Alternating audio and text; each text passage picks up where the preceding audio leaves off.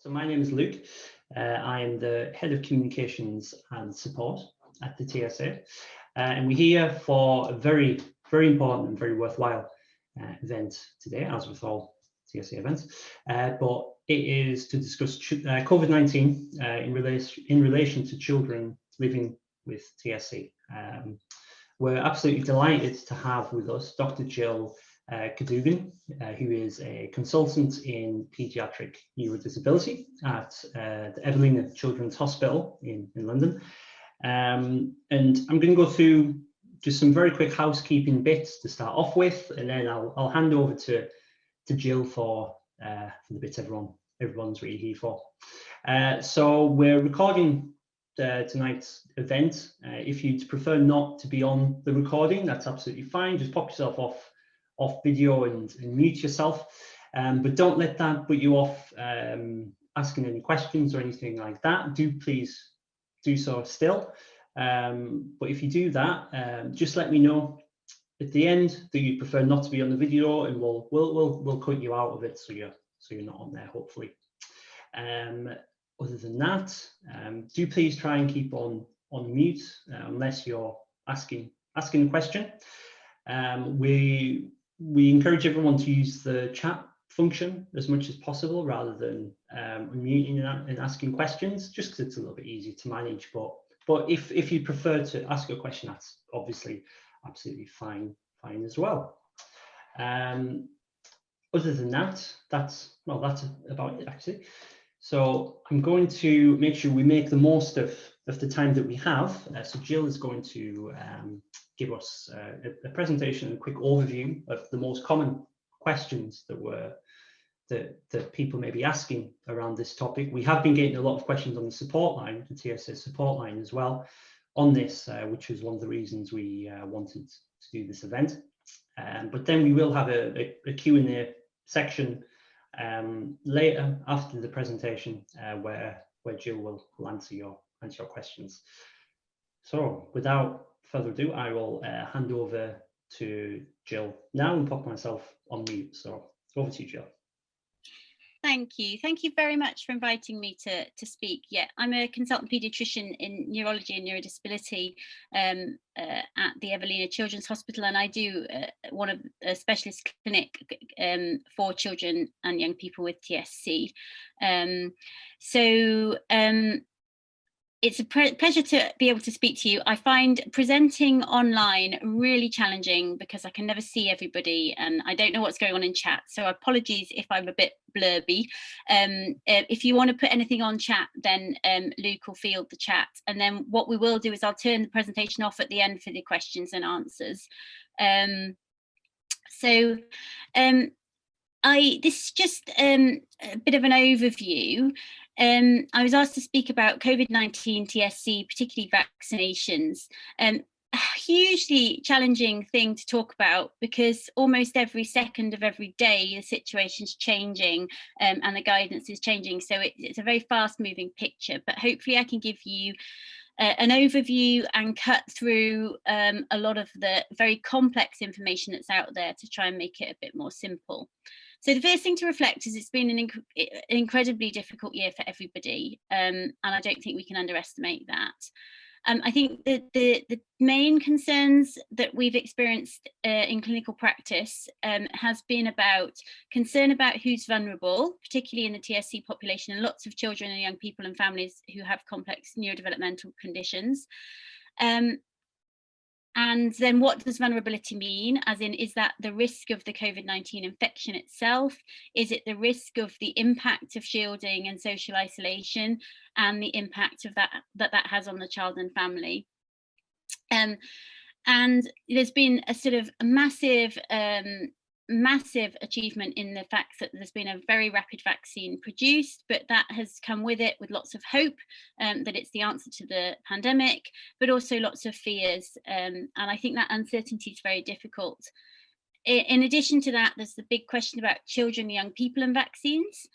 So those are the sort of summary things I'm going to just briefly outline, and then I'll talk about some common questions that we've had in clinical practice, but also that I can see that you've had on the TSA support line and on your website, and then I'll open it out to a question and answer session. So hopefully I'll be able to run through sort of my presentation in about 15 or 20 minutes to give lots of time for chat. If anything's unclear, you can also ask as you go along. So who's vulnerable, and what does shielding mean? So shielding means kind of keeping yourself protected from the population, an enhanced form of social distancing to keep you safe from catching the virus. But shielding in itself is a massive undertaking, and there is an intrinsic risk of shielding in the sense that you know, it does have an impact on life. So we always have to think about weighing up the risks and the balance when we're thinking about whether or not we should do something. And that's the benefit in terms of, is it providing safety from the virus, but then there's the risk from shielding. So in March 2020, so a year ago now, it was the initial lockdown. We were very frightened about the virus, and fear and anxiety was high about the risk of infection. We didn't know how it would affect anybody, let alone children, young people with complex needs. So there was extreme caution, and many families were sent automatic shielding letters because we wanted to think safety first. And I think as a population, we wanted to think safety first, and as an NHS and healthcare professional point of view, we wanted to think safety first. And the feeling was that the benefits, as in the safety of shielding, the safety from protecting people against the virus versus the risk of shielding, was very much probably tipped in the favour of it's a benefit, we should advise people to do it. In March 2021, we've learned so much in a year. As we saw more and more cases in the adult population, we realised that actually children were not seeming to get COVID-19 infection. And if they were getting very few or no symptoms, even children who had severe medical complexity or other developmental needs.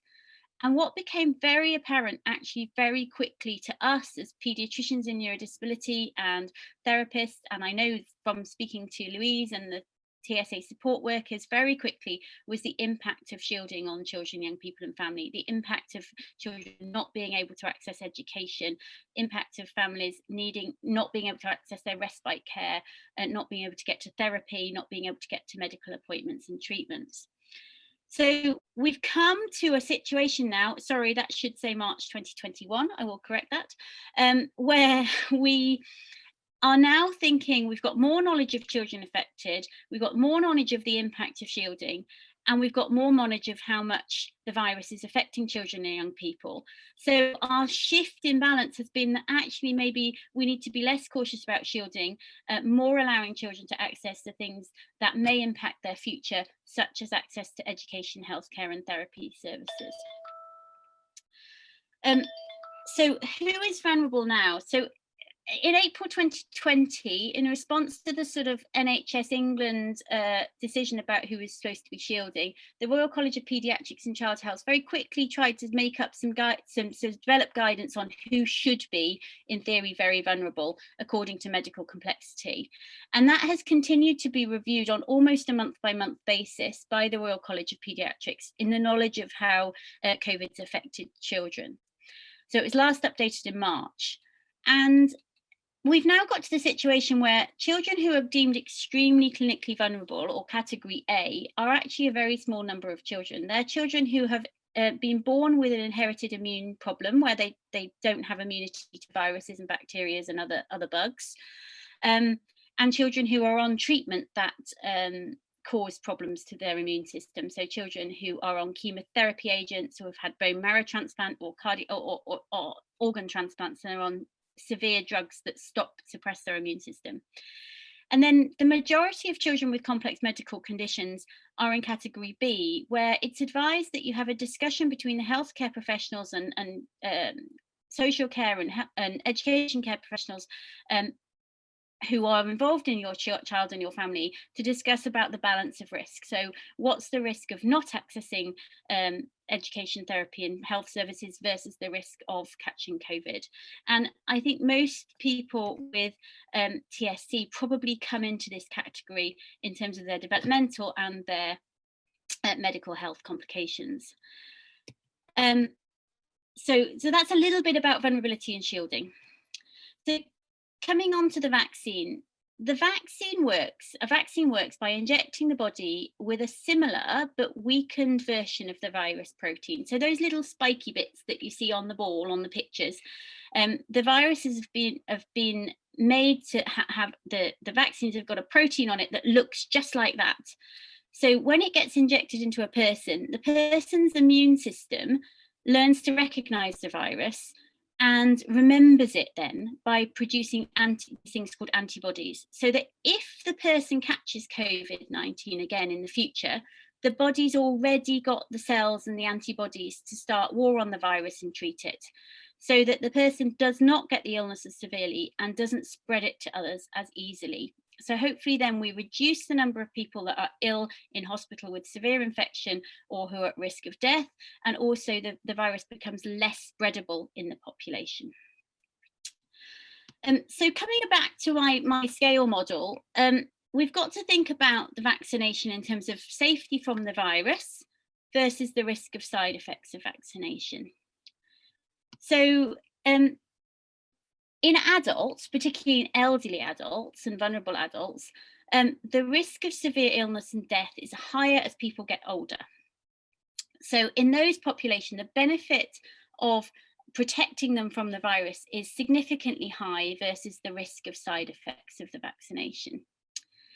And that's been proven in big multinational vaccine trials, and there's been a variety of different vaccines produced. There's the Pfizer BioNTech one, which is the US one, there's the AstraZeneca Oxford one, and there's now the Moderna one that's just been licensed in the approved for use in the UK. So those are the three that we use in the UK.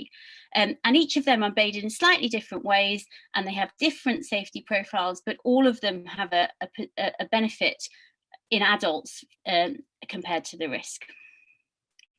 In children, we come back to the fact that children are quite low risk of getting severely ill and infected from the virus.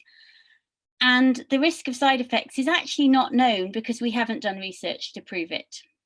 So actually, we're in a situation where we're not quite sure yet what the risk benefit is. So at present, we don't have research safety data on the vaccine.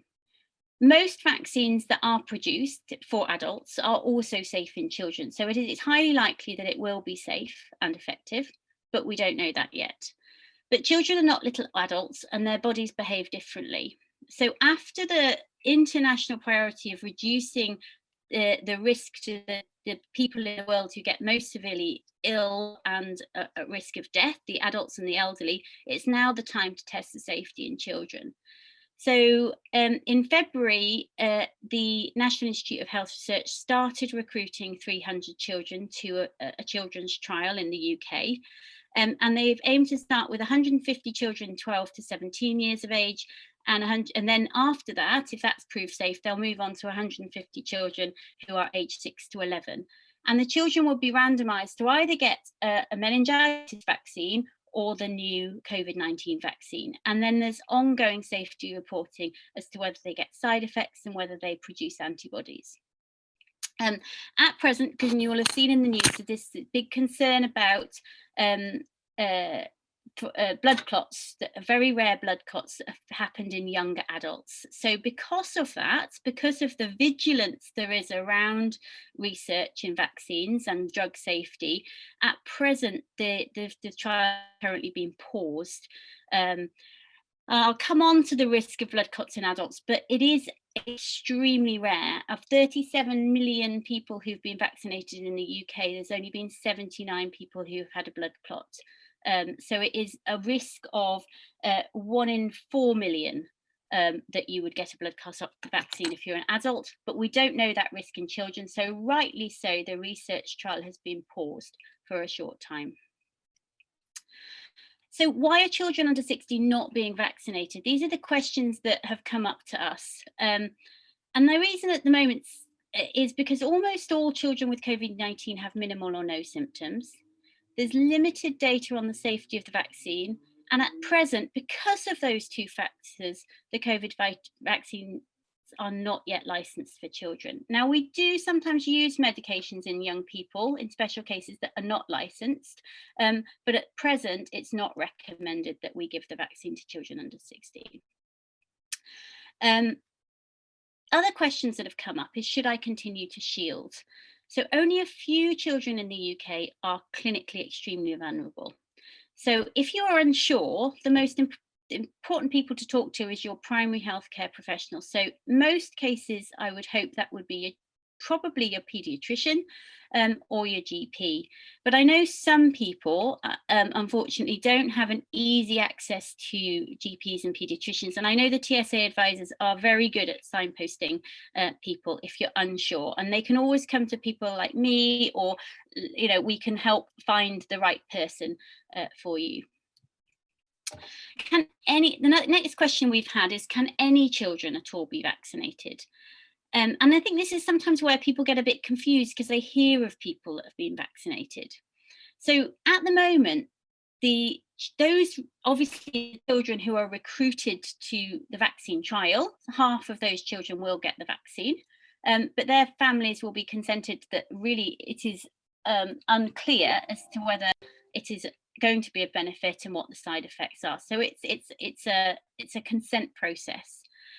The Joint Committee on Vaccination Safety has stated that children less than 18 who are deemed extremely clinically vulnerable, so those children with really complex respiratory conditions, complex neurological problems, may be discussed on a case-by-case basis. And this is predominantly the 16 to 17-year-olds because there is some safety data from the adult trials on them. And then a very few children in the 12 to 16-year-old group. And particularly two groups are children who have long-term respiratory conditions who may be on ventilators, and those who spend long periods of time in specialised residential care settings with continuing healthcare needs. And actually, this will probably be very few children in the UK until we have the research safety data. So the next question we often get is, how do I or we stay safe? So the fundamental answer to this is, because the guidance is changing all the time, we have to just say to continue to follow the government guidance on social distancing. And that is extremely important. And it's become a bit of a mantra, the sort of hand space, keeping away, keeping outdoors. But actually it is really true because it has massive public health benefit. So we need to try keeping to do that. And I know that has its own issues in children, young people, particularly with neurodevelopmental concerns who perhaps don't understand social distancing as easily as other young people and adults.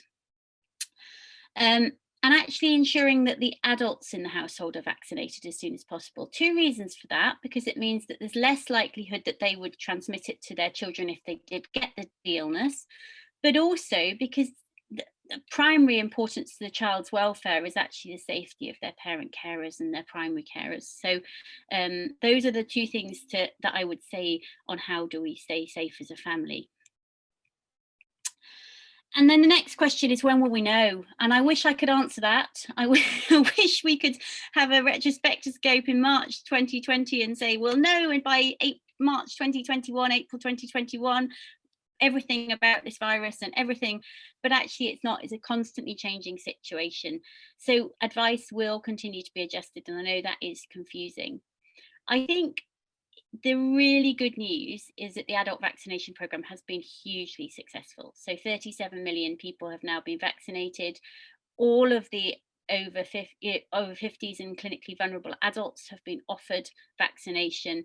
And despite some safety concerns, we are very confident that the vaccination outweighs the risk of catching COVID-19 in terms of illness and death. The children's research trial is ongoing. It is currently paused, which is disappointing, but as soon as but the reason for that is safety, and safety first. We have to think of that. So as soon as the vaccination committee and the research safety regulators are safe to continue, it will restart, and I'm very confident that it will restart. And the data that we're seeing on all the government websites and everything at the moment is really reassuring with this kind of current very slow plan for ease out of lockdown. So hopefully that will stay the case. And I also think for children and young people, we haven't seen a big spike as they've been reintegrated back into schools, and that's a massive thing for us, because I think learning from the first wave that children going back to school is relatively safe compared to relaxation of other social distancing measures is really important. But as I said, unfortunately, I wish I could give you all the answers and I had a crystal ball, but we don't know. So the tagline has to be that we just have to keep reviewing and keep up to date with evidence, and we as professionals need to keep as up to date as we can so that we can help people get through that minefield of information that's out there. So there are some helpful websites which are regularly updated. I've put the most important one at the top, which is the TSA website, which you'll all be familiar with, and there's really good and more detailed answers to all those questions that I've summarised. The British Academy of Disability is constantly updating our website about resources for professionals, resources for families, things that can help in all aspects of COVID care. The Government UK is obviously the up-to-date government guidance, and the Royal College of Paediatricians has useful information for parents and professionals as well. So that's me having rattled through my slides. I'm very happy to go back and summarize any of them again, or if I've been too quick, but if not, we can just move on to some questions and answers. No, that was great, Jill. Thank you. It's very straightforward and very easy to understand. So thank you very much. So we've got a few questions in the chat already. Do please feel free to add any further ones if you would like. I'll have to look at the chat. I just have to get the chat up because I can't see. Yeah, don't worry. I'll repeat them anyway. So first one from Nick here is if you are on an mTOR inhibitor, does this put you in category A? So I think Nick is referring to where it was previously on the slides, where it was, yeah, okay. Very, very, very good question. So initially, again, this comes back to increasing knowledge of our understanding about COVID-19 and risk of infection. Is at the start of the pandemic, if you are on an mTOR inhibitor, we were recommending that you did shield, and certainly in our paediatric practice we did. The more we found out about how the virus works, how immunosuppressants work, and the impact on young people, actually we have reversed that guidance now in children, and we are not advising, unless they have other medical complications, for those children and young people to shield. The most effective new repurposed drug for COVID-19 is dexamethasone, which is actually an immunosuppressant itself. It's a steroid. And actually there is some ongoing research that the slightly different ways that immunosuppressants work, mTOR inhibitors, which are in immunosuppressants, may actually be helpful if you get COVID-19. That's not proven yet, but certainly there is an ongoing research trial about drug repurposing in the States that does include mTOR inhibitors. So certainly for our young people who've been on mTOR inhibitors in our clinic, we initially said to shield and then we reversed that. I'll be honest, a couple of families have said, actually, on the balance of risk, we are still anxious and our child is really benefiting from homeschooling and we want to stay, you know what I mean, being more careful than the general population. Other families actually very quickly said, no, the risk of shielding is higher for us because of all sorts of other things like access to respite. Yeah. Is it okay if I unmute just to? Absolutely, yeah. Thank you. Yeah, it was, because you said if without other medical complications, and obviously you can't deal with each individual case online like this, but I'm guessing that's just something that you discussed with your own team of healthcare professionals, because they can't, I'm guessing there isn't a defined line where you've suddenly crossed it.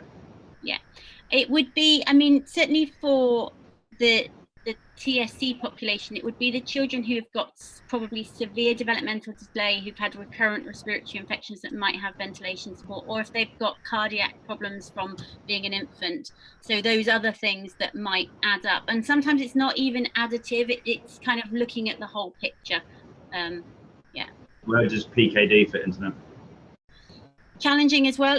Well, again, paediatrics, young people, that's quite limited because of we don't see as much PKD as we do in adults. But again, I wouldn't. It would be weighing up the balance with the family and their local professionals. Thank you. Okay, lovely. Thank you, Nick, for the question as well. We have a question from Isabella as well, who was asked, will vaccinations cause more seizures in the future for the person who receives it, in particular if the seizures are not 100% under control? Okay, really good question. Short answer to that is obviously we haven't safe side effect tested the vaccine in children, so we don't know.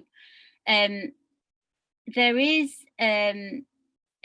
a risk that any child who has, children who have epileptic seizures often have a lower threshold to have seizures if they have a temperature, if they're unwell, or if they're not 100%. And certainly one of the common minor side effects of having any vaccination, not just a COVID vaccination, is that it might give you a low-grade temperature. It might make you a bit under the weather for a couple of days. So there is a chance that if your child has a tendency to seizures and you have the vaccination, that it might lower the threshold for seizures at the time. In other vaccinations, there's been a lot of research into this, and it's always been felt that the seizures do not cause long-term significant side effects or brain damage if they are associated with a minor intercurrent sort of temperature or side effect from the vaccine, and that they are safe. But that's other vaccines, it's not this vaccine. So that's why we have to do the research and the safety profiling. Thank you, Jill, very clear. So we've got one from Karen as well. If anyone else does have any questions, do please feel free to put them in. There's one from Karen here. My daughter who lives with TSC is age 18 and had one dose of the AZ vaccine. Given that the recommendation for under 30-year-olds is now that an alternative vaccine is given, I don't know where this leaves us, whether we will be offered the booster and what the risks are. Yeah. Again, another really, really good question. And a lot of people are very uncertain about this. And it's really hard when you read the news and you see the different guidance changing. The risk of blood clots is extremely small in young people, in people who've had the vaccination. As I said, it's been 79 cases in 37 million people who've had the vaccination. It is slightly higher in women than men and slightly higher in younger adults than older adults, which is why there is the recommendation that people under 30 should would try to avoid the AstraZeneca in preference to the Moderna or the Pfizer vaccine. The MRHA haven't said that it's a contraindication to a second vaccination with the AstraZeneca if you've had a first one at present. I know some hospital trusts are offering an alternative vaccine for the second one, but not all, because it's not an MRHA guidance as yet. If you had a blood clot or a side effect from the first dose, then that would be a contraindication to the second vaccine, but only if you've actually had the blood clot or concern following the first dose. But as I say, that advice is being updated all the time, but that's our current advice. If you're concerned, when you go back for the vaccine, discuss it with the prescribers, because the prescribers in the vaccine hubs get daily updates with what the current guidance is. And nobody minds being asked. Thank you, Jill. Thank you. Yes, very important, especially with, as you say, with the information being updated so often. So we've got another question from Haley here, which I know that this will be similar and ring true to a lot of people in the TSC community at the moment. So Haley said we're still shielding. Our child has had to go in for oxygen nebulizers over 25 times, and it's due to a weak immune system. Should we continue to shield? We're still shielding, and our younger child is not going to school either to protect him too. We don't feel it's safe enough for him at the moment. And as I say, that will certainly ring true for a lot of people in the community. And this is a situation that, without me knowing your young person, it's very hard for me to answer. But even our children who are on ventilators and going to hospitals very frequently with chest infections, if they've had COVID, do not seem to be getting severe effects any more than they would potentially if they got flu or bronchiolitis or other things like that. But I can understand how worrying it is when it's a respiratory virus and you're in and out of hospital all the time. And this is a situation where I would recommend you discuss it with your respiratory paediatrician or your local paediatrician, and actually then weigh up the balance of risk between your child going to school and your other child going to school, and what it's doing to their education and what it's doing to you as a family as well. So it's just really trying to weigh up that balance, and it's really, really difficult. It is really difficult. It also depends on the level of social distancing and support that the schools can provide, because some schools are absolutely excellent at social distancing. They're having outdoor lessons, and other schools at different ages may be less good at that. So again, or children might be at different ages have different abilities to comply with it. So it's a really challenging question. Without knowing your child for definite or their medical history, I can't answer directly, but I would definitely advise chatting to your paediatricians to see what they think. Thank you, Jill, and thank you, Haley, for the question. So we've got another one in now from Eva. So does epilepsy put you in an extremely vulnerable category? And Eva says, a friend of mine was told that because her son has been given rescue medication a lot, so maybe COVID and risk of breathing problems come with the rescue med. Yeah, really challenging. But epilepsy per se would not put you in an extremely vulnerable category. Children who have a lot of rescue medications, if they have other neurodevelopmental conditions or motor problems and have poor weak cough and have recurrent respiratory infections, might go into the extremely vulnerable category if they discuss it with a pediatrician. But epilepsy per se does not put you in that category. Reactions to epilepsy medications rescue medications are also very variable. So some children who do get rescue medication, they have it multiple times and they don't have any compromise with their breathing pattern. Other children seem to be quite sensitive to rescue medications and become quite sedated afterwards. So it would be very much dependent on how your child reacts to sedative medication, how often you're having it, and what their underlying chest health is. But epilepsy itself wouldn't put you in the extremely vulnerable category.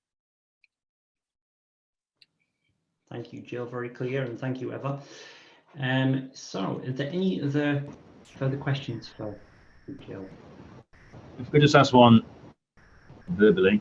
Can I just check what you said in not the last bit, but maybe that was the answer before, that currently there hasn't been any severe symptoms in children from COVID itself?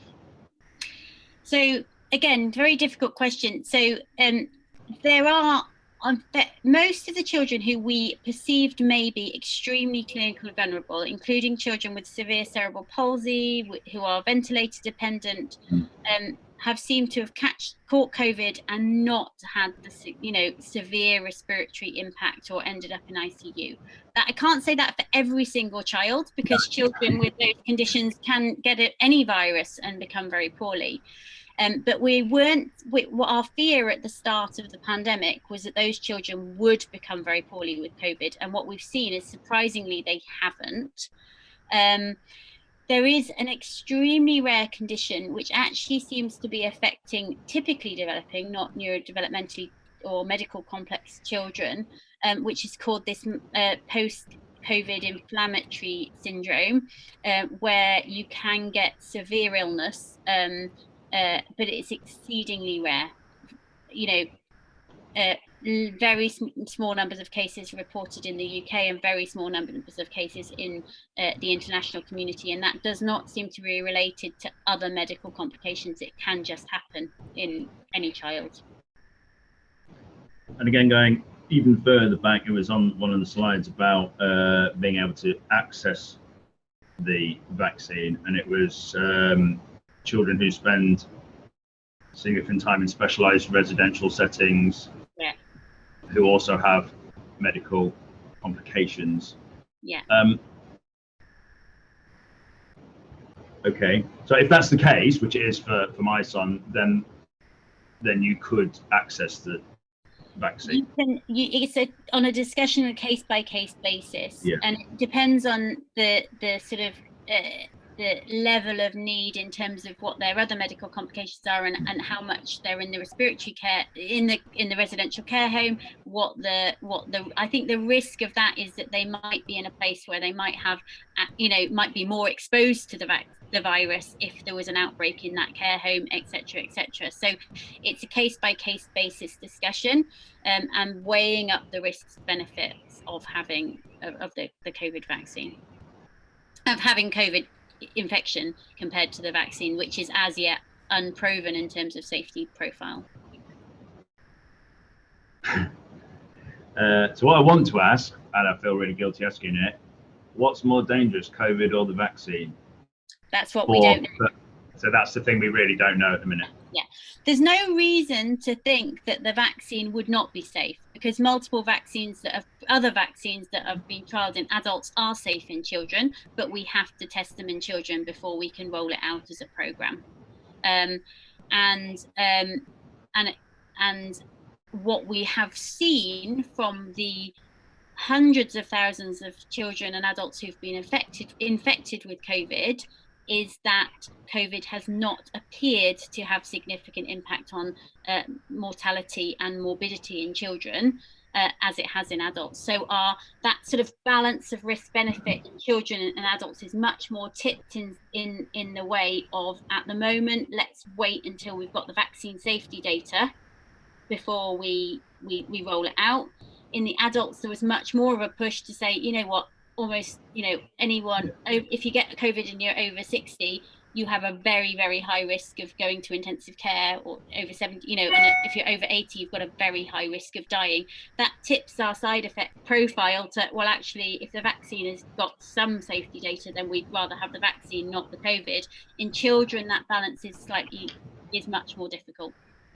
I think, as I'm sure you're aware, the issue in looking at the comments is probably the same for other people, but if you've got a child who, like my son, is autistic, has been shielding, and the longer you go on, the more you start to fear for his mental health and his ability to access what he was accessing before, and thus that's starting to tip your seesaw into a point where you feel that you really probably do need to gamble a little bit on taking a vaccine that hasn't necessarily been fully tested as much as it could be. Is that something that you would agree with? I completely understand how people would feel like that. Absolutely, especially in children where actually social distancing is not easy for them because of their autism, or they don't have that understanding of social distancing. I completely understand it.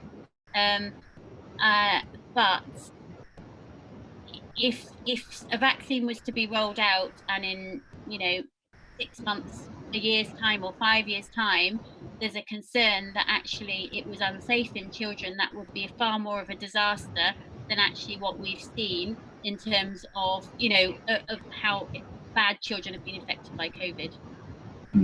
You have to weigh that up. I think it won't be long before we have that safety data, but we just need to be patient. And I know it's awful to ask people to be patient when we've been patient for far too long now. We thought this was going to be over last summer, and we're now a year later and we're still uncertain. It's very hard. Yeah, I was thinking particularly hard when new variants keep coming out, so you can't really see an end to it where it's suddenly going to be, oh, it's going to be completely safe. So at some point you have to, I guess, pull the trigger. I mean, as you can probably get, I'm sat in a school, so the question about what schools are like, well, if you're in a secondary school, it is impossible to socially distance all the kids. It's not physically possible. There isn't enough space. So. But the reassuring thing as we've come out of this lockdown, and there's been a very big break between opening the schools again and then, relaxing further social distancing, is that actually we haven't seen, the cases have continued to decline despite children being at school. Even if schools are not managing social distancing, there is something that's so much better. And there's also this concept of herd immunity. So if there are fewer people in the UK that are potentially infected, and because they have been vaccinated and are less good at spreading it because they've been vaccinated, then actually the virus cannot jump between people so easily. So therefore you have, if 70 or 80% of the population are vaccinated, that actually protects others in the population that aren't vaccinated, because the virus can't jump around. Of course, viruses are biologically designed to change, and that's because of that herd immunity system. They have to keep changing, which is what the anxiety is. The promising thing about some of the vaccines are just to teach the body to recognize the protein on the edge of the vaccine, the spike protein.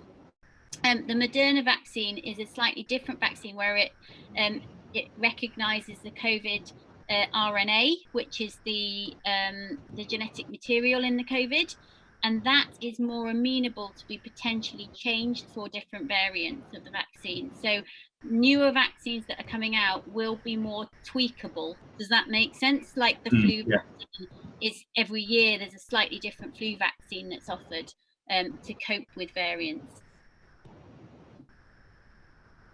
Thank you. Thank you. Thank you very much. Thank you, Nick, as well. So we've got another comment in the chat here from Brian. Not necessarily a question, but just more of a statement, I think. So yeah, so thank you very much, Jill. I think we can all say that. Not a question, but for my daughter, the benefits of going to school outweigh any risks. We've been lucky in the adults in our household have been vaccinated already. Yeah, again, it's as you said, Jill, it's very much that, the seesaw, isn't it? Which, down to individual circumstances. I would, in my population of patients, two of the most sort of medically complex children have, I would say, are two children where I would have probably been most on the sort of highest threshold to shield. We actually recommended very soon after lockdown that they unshielded, because actually the risk to their health and their family's health, just because of lack of access to respite, to school, all of those things, was so, shifted the balance to very high very quickly. So it really is an individual family situation that you have to weigh up. It's really challenging. It is really challenging. Yeah, absolutely. Thank you. Are there any final questions or comments for Jill or the attendees? I'll just give it a moment to see. Sorry, it's me again. If I decided, or my wife decided, because she's in charge, that we wanted to get the vaccine, can our medical professionals still say no? In theory, yes, because it's not recommended and it's not licensed. I would hope that most medical professionals who know you and your child would have a very balanced discussion with you, and think it through, talk to their colleagues and their peers, and and seek advice as well. So nothing's a yes and no, and I can't speak on behalf of others, but in theory, yes, it's not licensed in children, and it would have to meet the criteria very carefully. Yeah. No, they're very good, so it wouldn't occur like that. But I was just kind of thinking, how does it work? Yeah. Okay. Yeah. Thank you very much. Jill, am I right in thinking that the age of the child may have some bearing on that as well, whether it's 12 to 18 or younger? Yeah, absolutely. So if it was less than 12, it would be extremely unlikely that would happen. If it was 12 to 16, then there's more reluctance. If it's 17 or 18, you probably be, it would be easier. Yeah. Because we've got the safety data of 17 to 18-year-olds, and a 13-year-old to a 17-year-old is not as significantly different as a 2-year-old to an 18-year-old, you know. Yeah, all makes sense. Thank you all. And yeah, so I think we'll leave it there. I think, but just again a big thank you, Jill, for taking the time to do this. We do really appreciate it, and I'm sure hundreds and hundreds of people in the community will benefit from this talk. And yeah, so do keep an eye out, everyone, for any updates that we have on the website in relation to COVID and whatever else. Feel free to contact the support line with any questions as well, and one of our advisors will be more than happy to help you. And other than that, yeah, just keep an eye out and stay safe, everyone, as well. Hopefully we're slowly starting to, fingers crossing everything, slowly starting to see the end. So we'll see. Well, thank you all for coming, and yeah, thank you for all the questions, because they're all really good questions, and they're all ones that we've been having lots of families asking. So I'm sure lots of people will have the same questions. So they're great questions. Absolutely brilliant. Okay, well, thank you, everyone. Bye-bye. Bye.